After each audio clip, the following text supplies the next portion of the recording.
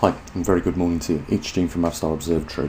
Well, it's been another half a month. I thought I'd go and whip out the SD cards out, TriMag and the magnetosphere sensor, and just pinpoint the latest magnetic North Pole position for you. We're not going to be able to do another pinpoint position until around about the 21st of later on this month. So I know we usually do it on the 17th. It's going to be just a few days later. As you can see, we have a new magnetic North Pole position. It's travelled a further 1.26 miles in the last half a month, and the latitude and longitudes there for you. I'll just quickly read it out if you're going to pin it on your own Google Earth maps. It's 81 degrees by 59 hours 5 minutes 90 seconds north. The longitude is 115 degrees 49 hours 44 minutes 69 seconds east. And yeah, well, we're tracking westerly again. I'm just going to back out the map so you can see exactly where we are now. I know that the map will have already done this by the time you hear me, because the video is not in line with the audio, so I'll just back it out so you can see the corridor. We are tracking west still. We are, as you can see, just over the North Atlantic ridge there. We've just passed it, and we are, only a small amount of miles now from the 40-degree mark.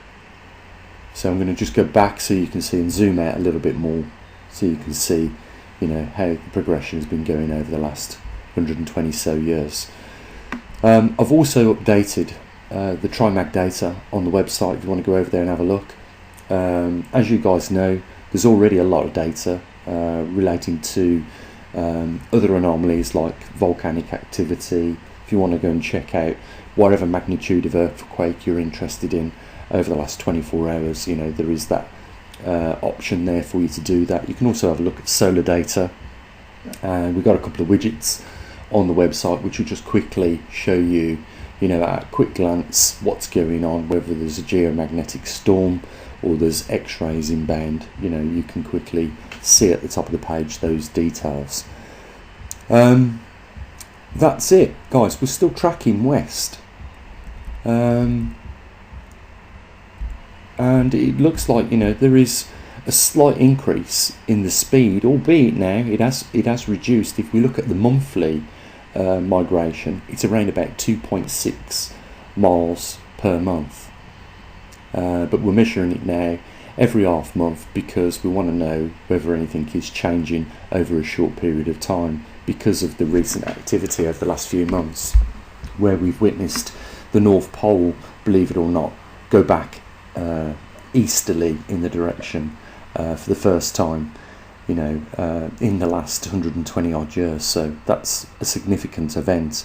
We're still online. We're heading in the direction of the 40-degree mark, and time will tell when we'll arrive there, what will happen. Remember, this is a theoretical point over the northern hemisphere, based on some experiments what we conducted here at the observatory, which shows that once the migration has travelled a total distance of 40 degrees, it will at that point leave the strong field lines, which enable it to track slowly over the northern hemisphere like we've been watching over the last few years now, and it should enter the weak field lines where the migration actually increases in pace and therefore covers more distance in a shorter period of time. So we are very anxious to see what happens over the coming months, and what exactly will happen when we do surpass that 40-degree mark, and we could just be a couple of months away from that.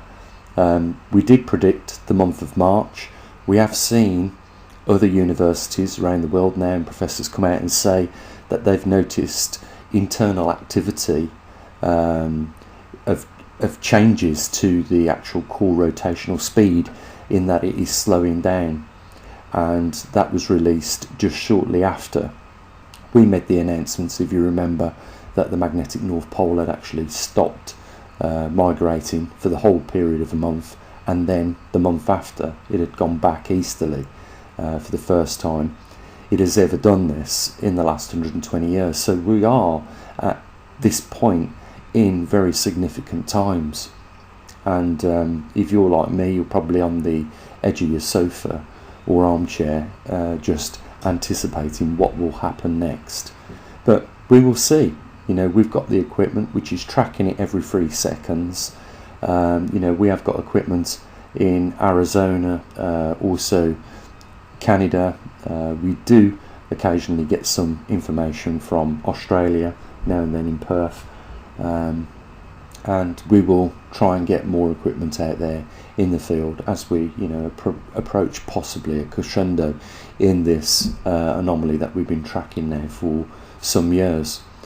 There's a link down there if you want to help support us. We have suffered some losses to some real superstars of ours that we could not ask any more in terms of support from them, from what they have already done, and it would be great to see a few more people step up to the line. This is, after all, one of the rarest anomalies that humanity is actually going through at the moment, and a lot of the activities with relationship to our climate on this planet is being affected by the magnetosphere weakening.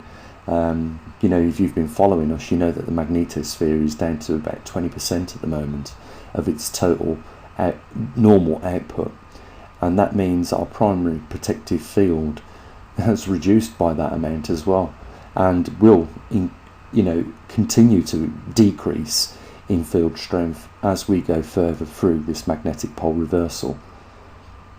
One thing that people might find a little odd, I have people say, well, they've been looking at the compass and it's always pointed north. It will always point north, but where your compass is pointing right now, it's pointing in the direction of north. There is no intensity there other than the shared intensity, that coming from a weakening Canada intensity and an increasing strengthening in Russia's total intensity over that continent. The magnetic pole, or the dipole, is somewhere in between these two continents, and that you could do this experiment with a couple of magnets yourself and a compass. If you put the two magnets of the same polarity pointing at your compass, you will see that it won't point at either one of the intensities. It will point directly in between the both intensities. That's exactly what's going on. And can you believe the mainstream media have never came out and mentioned this, that there is right now two poles over our northern hemisphere, or two major intensities which are fighting over the dipole, or that direction of where your compass points. Not one mainstream media, not anyone from any of the mainstream organisations have ever mentioned this to you. That's very strange that that's never been mentioned, because it is, a very important fact. So, yeah, there's a link down there if you want to help support us. It'd be great to see a few more people, jump up to the line, and help us out here with what we do. And, I hope that you guys appreciate what we do as well. And in that, you might want to chip in a few bucks yourselves. Guys, I'll say what I usually do. You have an amazing day. Take care of your loved ones. And I'll say what I usually do, as always. Bye for now.